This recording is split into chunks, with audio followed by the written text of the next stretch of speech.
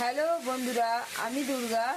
তো আজকে রান্না হয়েছে, দেখো রান্না এখনো হয়নি। এই যে পুঁই শাক আলু সেদ্ধ করে রেখে দিয়েছি। তো এইটা শুকনো মাছ আছে একটা, সেই শুকনো মাছ দিয়ে এটা শুধু ঝাল ঝাল করে চচ্চড়ি হবে। আর এইখানে বড় মাছ আছে, তো বড় মাছটা রান্না হবে। কী দিয়ে রান্না হবে সেটা দেখাচ্ছি। এইখানে আছে পেঁপে আছে, পেঁপে দিয়ে আলু দিয়ে, এইখানে আছে একদম কাঁচা কলা ফুলকপি দিয়ে, আর এই মাছ দিয়ে ঝোল হবে।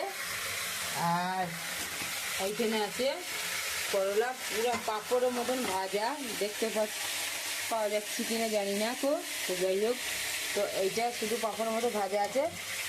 তো ফুলকপি দিয়ে কাঁচা কলা দিয়ে আলু দিয়ে মাছ দিয়ে ঝোল হবে।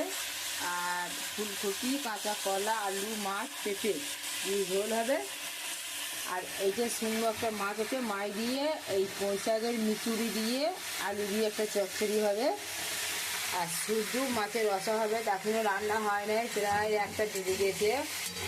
তো আমি বললাম ছোটো একটা ভিডিও করে নিই। তো মারা এসেছে, সেই দিনে রান্না করলাম।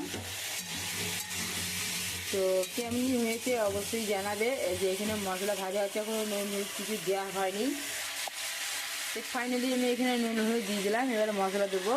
তো এইখানে ফুলকপি দিয়ে কাঁচা কলা দিয়ে, এখানে পেঁপে দিয়ে আলু দিয়ে মাছ দিয়ে ঝোল হবে। আর এখানে করলা ভাজা আছে, আর এখানে শুকনো মাছ দিয়ে পুঁই শাকের মিশিয়ে দিয়ে আলু দিয়ে একটু চচ্চড়ি হবে। আর এখানে শুধু মাছের একটা রসা হবে। তো কেমনি হয়েছে অবশ্যই আপনারা জানাবেন। যে ভিডিওটা আমি এক্ষুনি পোস্ট করবো, প্রায় 1:30 বেজে গেছে, আমার টাইম নেই। আমি সকাল থেকে কাজ করে আমি কেউ ভিডিও দেখতে পাইনি। প্লিজ আমাকে ক্ষমা করে দেবে। আমি সববারই ভিডিও কিন্তু রাতে দেখবো, আমাকে যে কমেন্ট করবে আমার ভিডিও দেখে, আমি তার নিচে রাত্রেবেলাতে সববারই ভিডিও দেখে আমি কমেন্ট করব। তো এই পর্যন্ত ভিডিওটা টাটা, বাই বাই, দেখা হচ্ছে পরের ভিডিওতে।